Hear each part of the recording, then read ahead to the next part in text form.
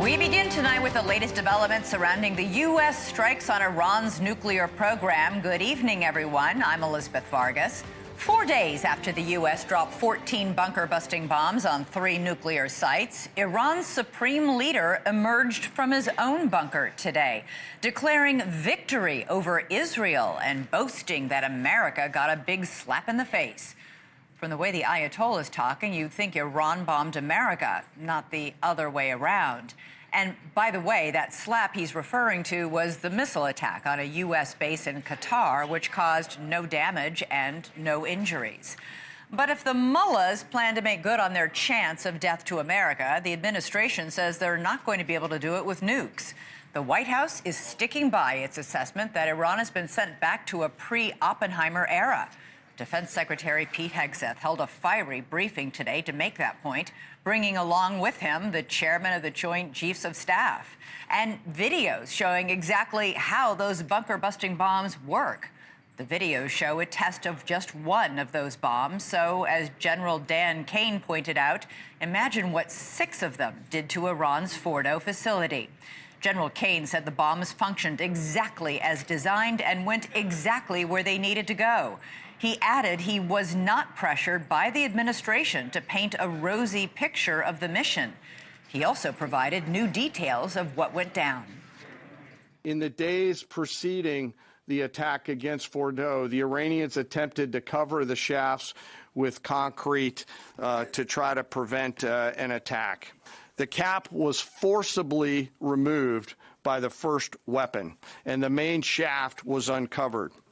Weapons 2, 3, 4, 5 were tasked to enter the main shaft, move down into the complex at greater than 1,000 feet per second, and explode in the mission space.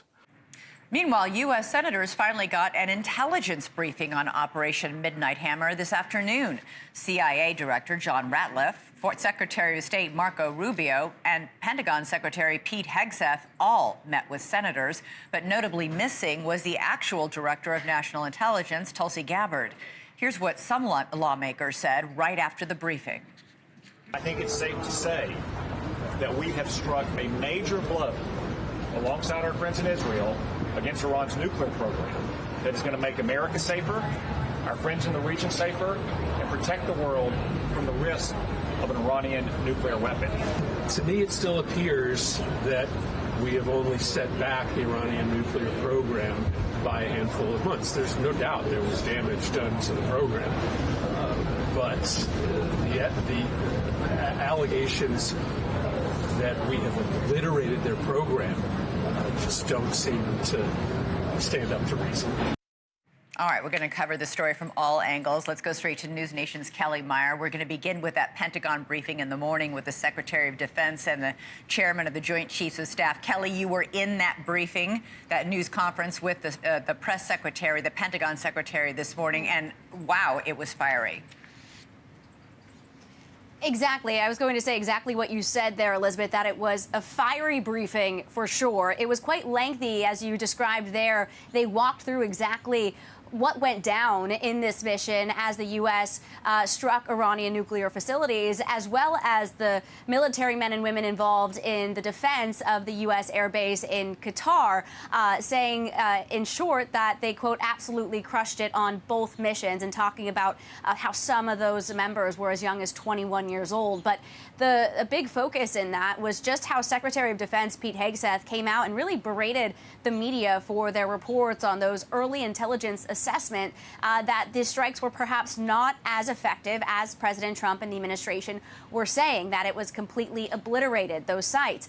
So we pressed him inside that briefing on just if they would release that U.S. Defense Intelligence assessment when it is completed so the American people could see it for themselves. Take a listen to this. Do you commit to share the Defense Intelligence Agency report when it is ready, so the American people can understand more about the intelligence assessment? Well, actually, the report that was discussed, this preliminary report, was what's called a restrike report. So it comes to us to give us an assessment whether a target would need to be restruck, right? That's the reason why. So it's based on internal feedback loop that we're supposed to have access to. Unfortunately, someone took advantage of that.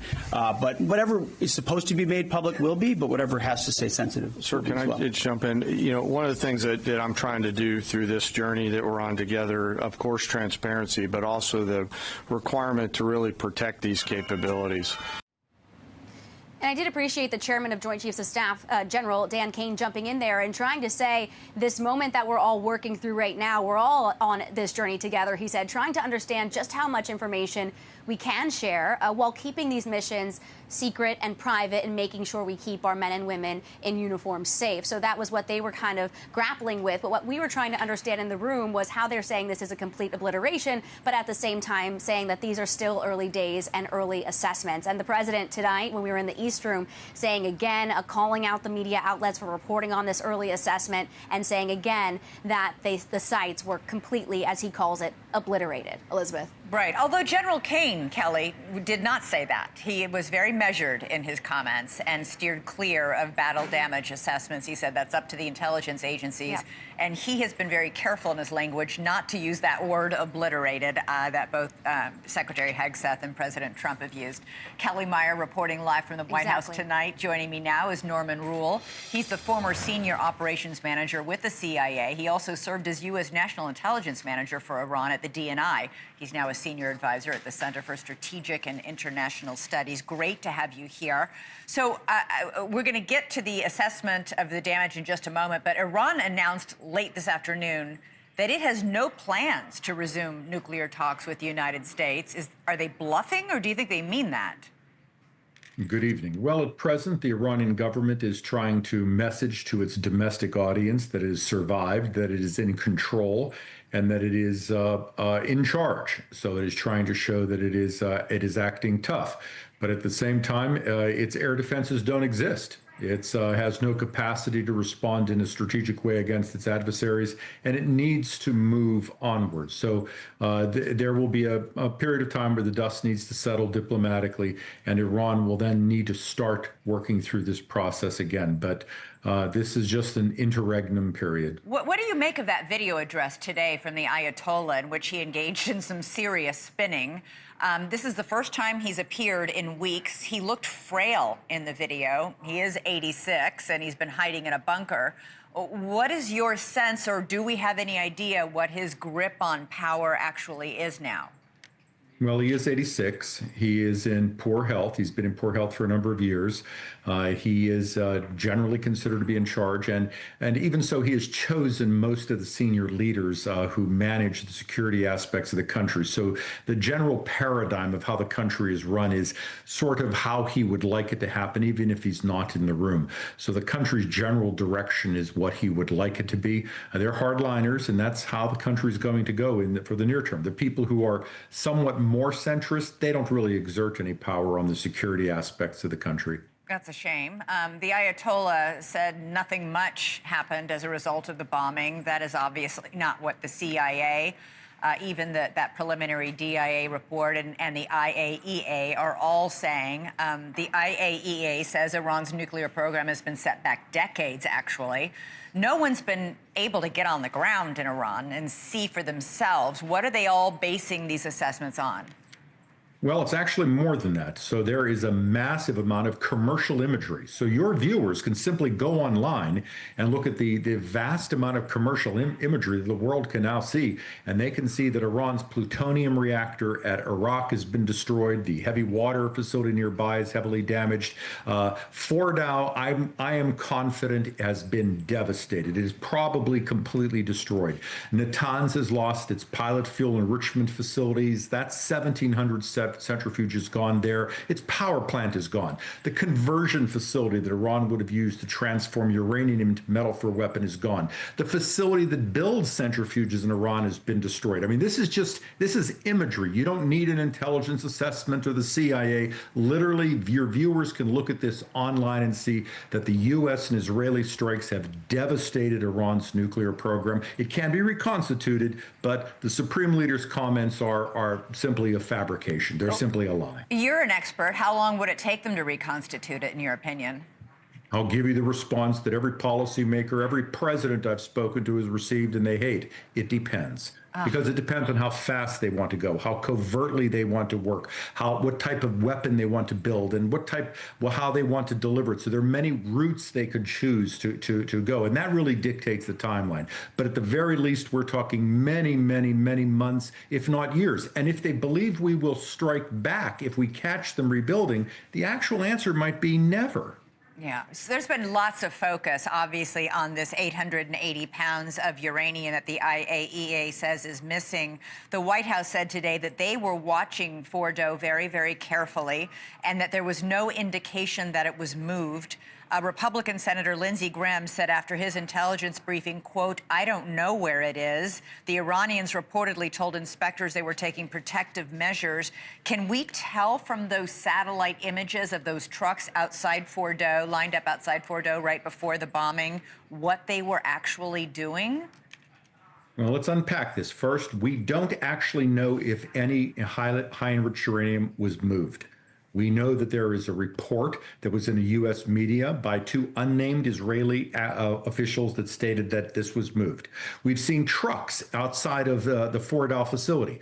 These trucks could have been delivering material to be put in the facility because the Iranians may have thought the facility would have been impervious.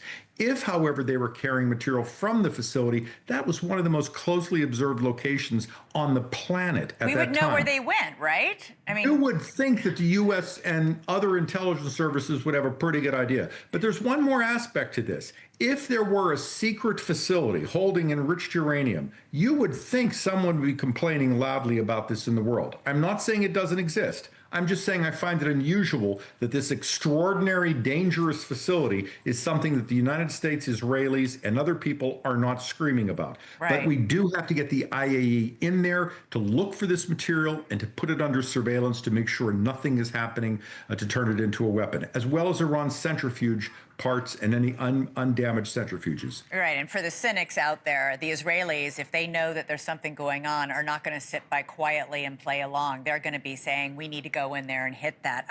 Very quickly, I want to ask you about this ceasefire that is still holding between Iran and Israel. Our Brian Enton has an exclusive interview with one of the advisors to the Prime Minister of Qatar. Listen.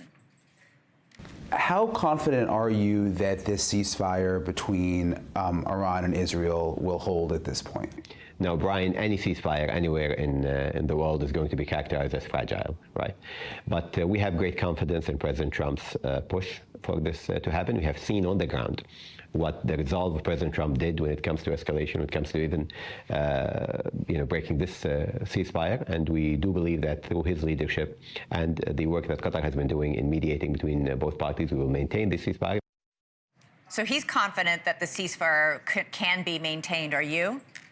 I think we've heard some wise counsel. We've seen the Qataris have played a very positive role. The President of the United States has done his best with each side to say each side needs to maintain the ceasefire. Ceasefires tend to be ragged. There tend to be violations on each side, but the President has exerted his influence to say, let's not have a major war breakout. Let's try to move this to diplomacy because we have to break Iran's capacity to politically desire to rebuild its program. And that won't be done militarily. That will have to be done through a diplomatic agreement. All right, Norman Roule, always really great to have your expertise. Thanks for joining us. You're welcome. All right, let's get reaction now from our political panel. Geraldo Rivera is a NewsNation correspondent at large, and Mick Mulvaney is the former chief of staff to President Trump and a NewsNation political contributor. Always great to have both of you gentlemen here. Mick, the senators finally got their classified briefing this afternoon on Iran and on Operation Midnight Hammer, and while there was the predictable partisan spin, most senators from both sides say that while Iran's nuclear program was definitely damaged, not even the president's closest allies would say they're completely out of the hunt. Norman Roule agrees that they can reconstitute. It's just a matter of their will to do so and how long it takes them. Yeah, Elizabeth, and I'll say the same thing I've been saying the last couple of days. It doesn't really make any difference. The Iranians are now coming at some point to the negotiating table. There's a peace deal in place. So, a ceasefire. So either they're going to come together and talk about a permanent peace deal, at which time the Iranian nuclear issue will be raised, or the ceasefire will fail and the Israelis and maybe the Americans will start bombing again.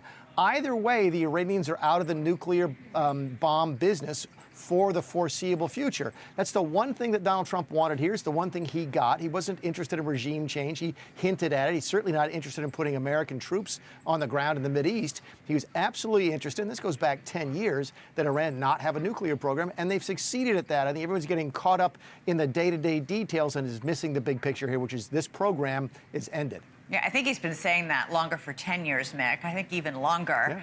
Yeah. Geraldo, I was watching these senators all come out of their classified briefing on this bombing of Iran. First, we had, one senator, Republican senator, saying it was set back years. Then we had one Democratic senator saying it was only set back a handful of months. Were they at the same briefing? I think that was the most depressing aspect of the briefing, and watching our government at work, how partisan it is, graphically displayed as you report, Elizabeth. Just it really bugs the hell out of me. I want to say very unequivocally, after reviewing all the evidence that I have seen all day long and over these past few days, there's no doubt in my mind but that the armed forces of the United States, under the command of President Donald J. Trump, struck a mighty blow against the principal state sponsor of terrorism in the Middle East. Not a single American life was lost. I think it is a triumph. And to see these guys coming out hemming and hawing and saying, oh, maybe, but not maybe, it's really so disappointing because this was a triumph of American arms. This is something that was maybe talked about and thought about for many, many years.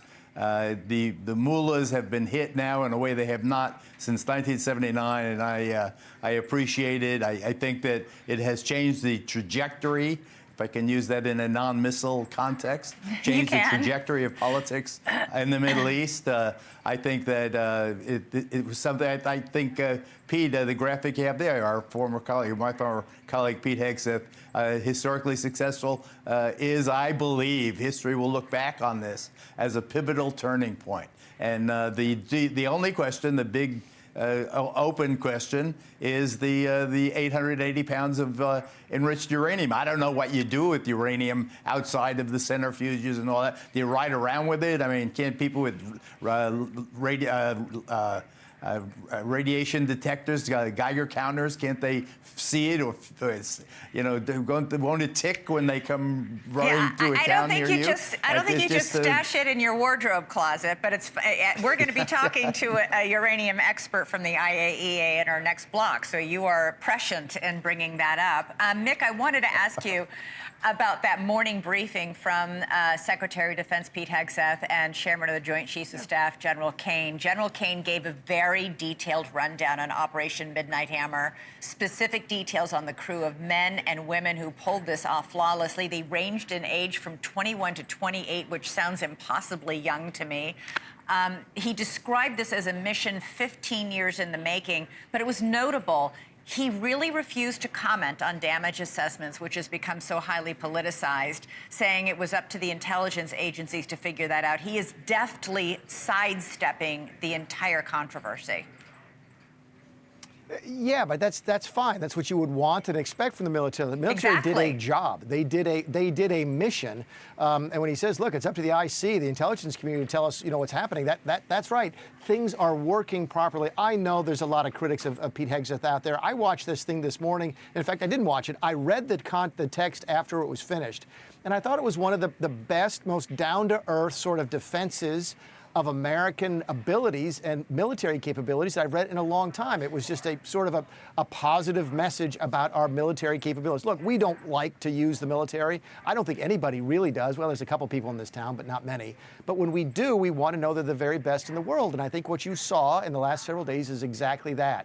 The system seems to be working. Despite all the criticism, this mission seems to have gone well. It accomplished its mission. And I think Geraldo's right. I think history will look back on this as the biggest turning point in the Middle East since the 1979 revolution. I don't know where it goes from here. Nobody does. But we certainly had a fork in the road that we didn't think would exist just a week ago. Geraldo, you did point out on social media, Mick, reading a transcript is different from watching it. I watched it.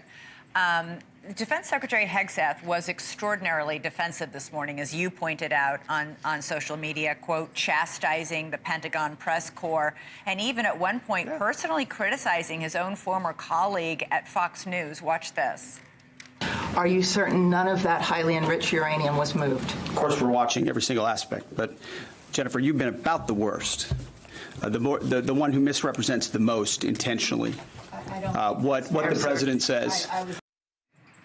Jennifer Griffin of That Fox is really, News, who is a really, very that respected to me reporter. Is really hard. It's heartbreaking to watch that. Jane Griffin is the best reporter in that building. She's fair, she's thorough, she's competent, she's reasonable, she's fair and balanced, as Roger Ailes used to say. And for Pete, her former colleague, to go after her that way, it really indicates a sense of insecurity that I want Pete to calm down. He's got to calm down. He's doing a fine job. I mean, the troops like him, apparently. Now he's just got to settle down, not to be so defensive. Learn when to win. Learn when to, have a victory lap.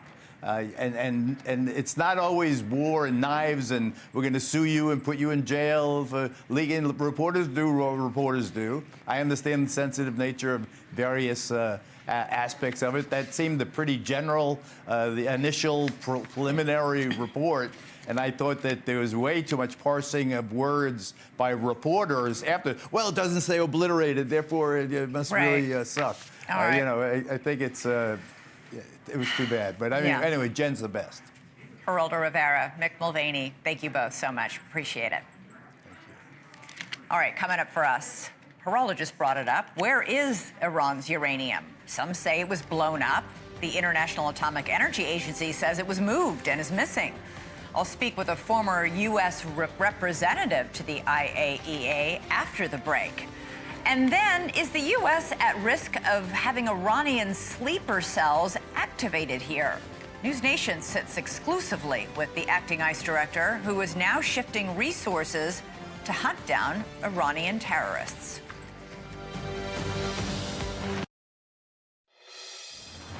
So the head of the UN's nuclear watchdog agency says President Trump's Iran strikes effectively destroyed the country's Fordow nuclear facility, saying it, quote, is no longer operational, and that Iran's nuclear program has suffered, quote, enormous damage.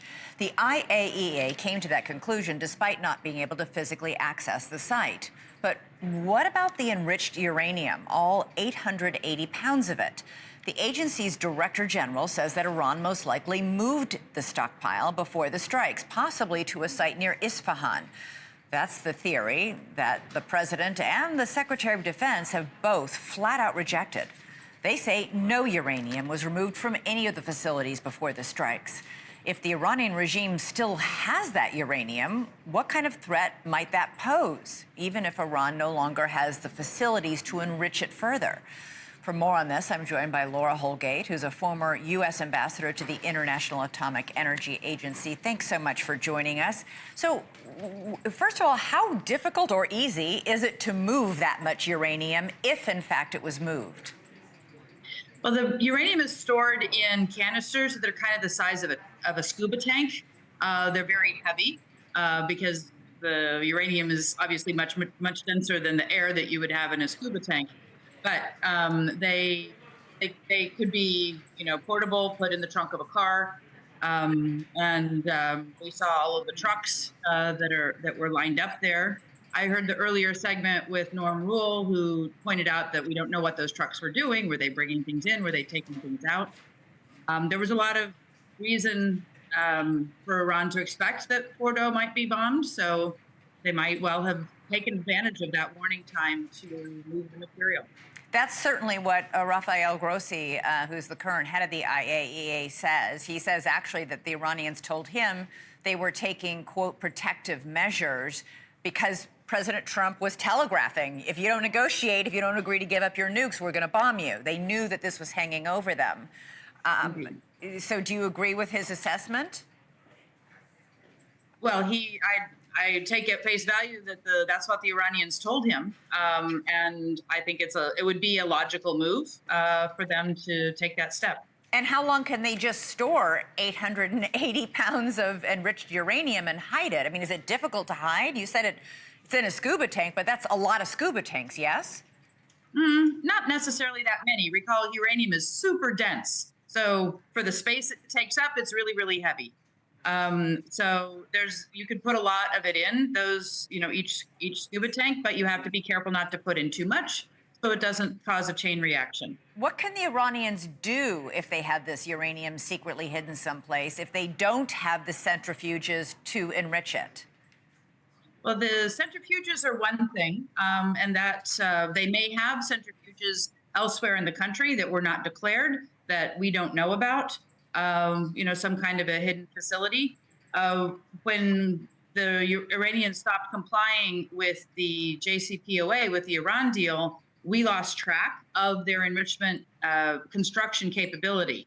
The IAEA was watching that and monitoring that. They haven't been able to have eyes on that for 5 years or so. So we don't know, and Iran is not required to report what kind of supply chain or capability they have to manufacture uranium, to manufacture centrifuges. Is that an easy thing to hide, to have centrifuges or enrichment facilities? Yes, they hid it successfully, the first one, for almost 20 years. Rafael Grossi also said that the centrifuges at Fordo are, quote, no longer operational. How does he know that? Is that just from satellite imagery? Because we know that nobody from his team has managed to get access to the site. I don't think anybody's had access to the site except for perhaps the Iranians. Yes, I think the issue is the fragility of the centrifuges once they are spinning. Once you turn them on, they spin, at very fast speeds, and the equipment is extremely fragile. And so just the sheer rocking of those facilities that would happen with those kinds of weapons, the seismic shock to the rock that they're embedded in, the interruption perhaps of electricity, all of those could have caused the centrifuges to either stop spinning and kind of fling apart, or they could knock into each other and cause a series of crashes of these centrifuges. So it's a logical extrapolation based on the fragility of centrifuges and how they operate, that a shock of the kind that happened at Fordo would make them unusable. Yeah, just a disruption in electricity, if that's going to blow the centrifuges, I'm pretty sure 6 bunker-busting bombs, I can't even fathom how they would survive them, but I'm not a nuclear engineer or an expert like yourself. I did want to ask you that the Iranian parliament late yesterday passed a bill that would stop all cooperation with the IAEA. It's now up to the president of Iran to decide whether or not to sign it, but he's largely ceremonial. What do you read into this, and how disturbing is that they might just go completely underground, a la North Korea? Well, I think it's a quite disturbing prospect. I think it's important not to overread this. It's the legislation called for a pause on cooperation with the IAEA, and that would be kind of a reasonable thing for them to do, given that they haven't probably satisfied themselves as to the status of the existing facilities and, kind of where they want to go. It's not an encouraging sign at all, however. You'd want them to say instead, we will invite the IAEA back into these facilities as they are legally required to do, as soon as they're safe, as soon as the inspectors can be protected in these facilities that have been quite damaged. So I think there's some logic to it. It may be a symbolic pause that they're showing their displeasure, but it could also be the signal of an effort to away entirely from the IAEA inspections that they've been having. All right, Laura Holgate, great to have your expertise. Thank you so much. Appreciate it. Great to be with you. All right, coming up for us, was Operation Midnight Hammer a wake-up call for Iranian terrorist sleeper cells? When we come back, NewsNation exclusively sits down with the director of ICE for an in-depth conversation about how they're shifting resources to hunt down these threats. Next. Now to a NewsNation exclusive. The United States is on high alert tonight as the Trump administration warns the conflict with Iran and Israel could have deadly consequences here at home. The The administration fears the U.S. attack on Iran's nuclear facilities could activate or motivate the Iranian regime to activate terrorist sleeper cells within the U.S. and inspire sympathizers to retaliate domestically. ICE says it's trying to prevent that by refocusing its immigration roundups on Iranian nationals, specifically those who are known domestic terrorists. NewsNation's Ali Bradley joins us now live from Del Rio, Texas. Ali, you spoke exclusively with the acting director of ICE. Why are known domestic terrorists still in the United States?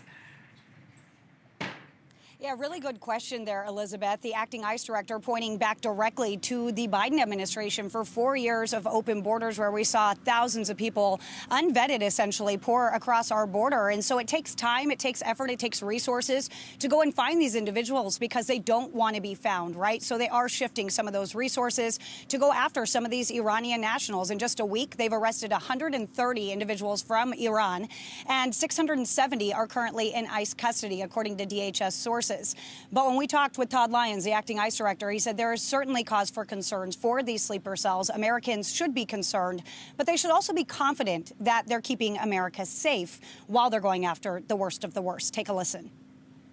Now we're really focused on identifying these individuals that were let in, going back and looking at our vetting and seeing what we can do to make sure that we round up and arrest every national security threat that could pose a potential harm to the United States.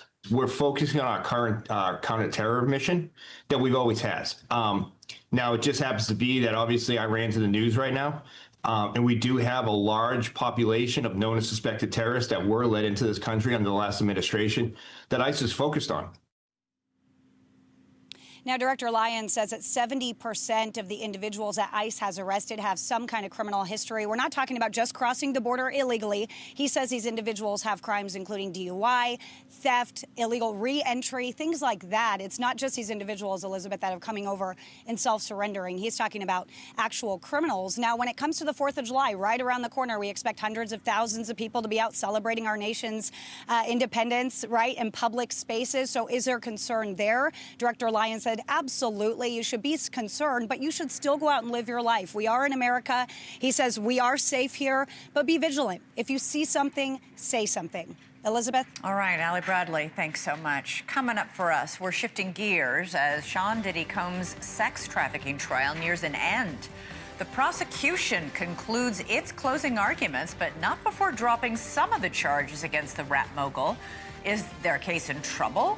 We'll have more on that next. And don't forget, you can download our app, our NewsNation app, for the latest news and the top stories of the night. You can find it on the Apple App Store and Google Play.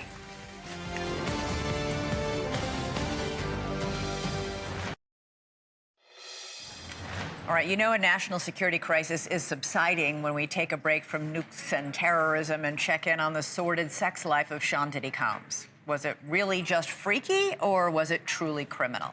Well, a Manhattan jury will soon be deciding just that after more than a month of often lurid testimony from nearly 36 witnesses and shocking visual evidence. The blockbuster criminal trial of Sean Puffy Combs is now in its final stages. The prosecution wrapped its closing arguments today in a marathon session that lasted nearly 5 hours. They painted the powerful music and fashion mogul as a mastermind who used his business empire as a criminal enterprise. A man who used violence and anger to create a climate of fear and who trapped his former girlfriend, Cassie Ventura, into an abusive relationship that lasted a decade. Ventura wasn't the only alleged victim, remember. Prosecutors claim Combs used drugs and money to control a woman they called Jane, another former girlfriend, and that he used threats and force to manipulate Mia, a former assistant. Prosecutors said Combs refused to take no for an answer, along with his staff, who didn't blink an eye, they said, to do what was needed to keep their boss happy. They said that his inner circle knew exactly what was happening in Combs's world and that they helped him do it. Combs is facing charges of racketeering, sex trafficking, and transportation to engage in prostitution. All of it could put the disgraced mogul away behind bars for life. The defense will present its closing arguments tomorrow. To help break it all down, let's go to Mercedes Colwin, trial attorney and co-host of M&M in the Morning podcast, and Claudia Colon, attorney and jury consultant. Ladies, only the smartest to have here tonight to talk about this. Okay, Mercedes, you first. How did the prosecutors do in that 5-hour closing today after this long case? They did an excellent job of threading the needle. It's so difficult because you can imagine 5 weeks of testimony, 34 witnesses, they have to bring it home. And how do they do that? They start with the charges, and they start going charge by charge, because when the jurors get that verdict form, they're going to have to go through those charges during the deliberation process. So that's the way the prosecution did. Starting first with the toughest criminal part is racketeering. It had to show how this was a criminal enterprise. Who were the enablers? He had employees. He had security. He had assistants. And that they were said helping. they knew, not only knew what was going on, they enabled it. They went out and bought his drugs for him. They arranged, hotel rooms to be lined with blankets and sheets and stocked with cases of baby oil. And punished Cassie Ventura when she wasn't complying, taking her devices, taking her passports. These were things that these enablers did, the security did, when they took some of her devices. So that punishment came in. But the other parts, I think they did a really good job. The other charges are easier. Obviously, sex trafficking is one of the easiest ones. Claudia, the defense gets its shot tomorrow, but they didn't even present a case. I mean, they did nothing. They didn't call a single witness to the stand. Why? What is that? Is that supreme confidence, or can you explain what the tactic here is? I think it is that the defense position tomorrow, when they do their closing argument, is going to be the government has this high bar they need to meet beyond a reasonable doubt. And I think the reason that they didn't bring a witness and they didn't bring, for example, somebody to counter their expert on the psychology of abuse is because they're confident that their cross-examinations revealed what they were looking to reveal, which is basically to impeach the witnesses, catch inconsistencies. I don't know if you recall the testimony about the balcony that didn't quite line up for that witness. No, there was one witness that was definitely problematic. Right. A lot of consistencies. They're going to target that in their closing statement. And I think the theme of not having their own witnesses is kind of supporting that argument of there's no case here. They have not met their burden. Do you agree with that, Mercedes? And what do you think the defense needs to do tomorrow in their closing argument? That jury is going to say to themselves, wait a minute, we've been here for 8 weeks and you give us 30 minutes of a defense? Yes, I think those are great arguments, Claudia, but as a defense attorney, you have to be respectful to that body of jurors that are sitting there, suspending their entire lives for this case. At a minimum, bring the expert. Dr. Hughes was a great expert for the prosecution who really walked down. She was the one who testified in the Weinstein trial. And explained why women stay with their abusers, Exactly. why Cassie Ventura stayed with Sean Combs for 10 years. Which was so critical because everyone's questioning, like, how could you have possibly stayed in this remarkably abusive relationship, including what they saw, the 2016 abuse and beating that we've all seen in that video, which is so disturbing. At least put one witness up and give some respect due to the jury. Claudia, how critical are the closing arguments? I've always heard the saying that the jury often decides, it makes up their mind after opening arguments. Are closing arguments just as important as opening? And they definitely are. And it's true. There is some truth that when the jurors come in and they watch opening arguments, they have some sense of where they're leaning. And in fact, when they go into the deliberation rooms, the first thing they're going to do probably is take a straw poll of how everybody's leaning. But closing arguments are critically important because now they've seen all the evidence. They know what the claims are, but they haven't connected everything to how they fall within the elements. And that's going to be the job of the prosecution. That's what they were supposed to do today, provide a roadmap for the jurors so that when they go into that deliberation room, they know exactly how they're connecting the facts that they saw to each of the elements that they have to decide. And then the defense on the flip side, poke holes into those facts. Reasonable doubt. Exactly. Reasonable doubt. Exactly. All right, what's both of your sense on how long the jury's going to take to reach a verdict? I would say they're going to take the weekend and come back on Monday. If they come back tomorrow... You think they'll start deliberating tomorrow? I think they'll start deliberating. They will probably get the instructions by the end of the day, and maybe the deliberations will start on Monday. The verdict will probably take Look, as a defense attorney, you want it back quick because you're like, all right, The longer it takes, the more nervous you get. Yes. What do you think, Claudia? Well, I think it's a good thing that they're starting probably on Monday because they'll be fresh. You know, they'll be ready to take this on. They are gearing to get into that deliberation room. They've been looking at evidence for the past And they haven't been able to talk to each other about it. They can't talk to each other. This is the first time they can. They are ready to go. Hard to say how long they'll take. If it's quick, it's alarm because it's either quick, you know, acquittal or conviction. So we don't really know how long they'll take, but. We get very nervous the longer it takes. It is true. That is true. You were speaking from experience there. Yes, yes. We shall see. Days away from a verdict. All right, thank you both. Coming up for us, Chris Cuomo joins me live to discuss his show coming up. He's got a conversation with Stephen A. Smith about the rise of extremism in not one but both political parties.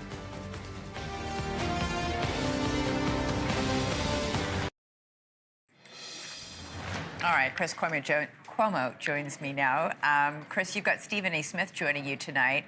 And, you know, you're both feeling a little frustration with the two political parties. By the way, I was talking with Mick and Geraldo earlier in the show, watching the senators come out of this intelligence briefing today. And, you know, some senators are saying they've been, you know, they'll need years to rebuild. And the Democratic senators are saying they'll only need months to rebuild. It's like, guys, were you in the same briefing? It's political spin at its finest. It's because it's a binary battle to the bottom, right? Not just because it's alliterative. Yeah. But all that matters is showing the other side is worse. It's all fealty. It's all screwed up. It's what I'm doing at the top of the show. This is a metaphor. The bombast around the bombing, I'm calling it, is a metaphor for why our politics is such poo-poo. You know, Stephen A. Smith called me a lefty in one of the most recent articles, lauding him as the best thing to ever be on television. And so I may have to smack him around a little bit tonight. But it is always interesting to have his reasoned opinion on what we cover every day. Yeah, a lefty? Really? Has he been? He's I on know. your show all the time. I listen to your show all the time. You're not a lefty. Not anymore. He's going to be your new guest now. He's He's been done booted. after tonight. All right, Chris, have a good show. Thank you for watching. Subscribe below and download our NewsNation app right now on your phone, and you will get fact-based, unbiased news for all Americans.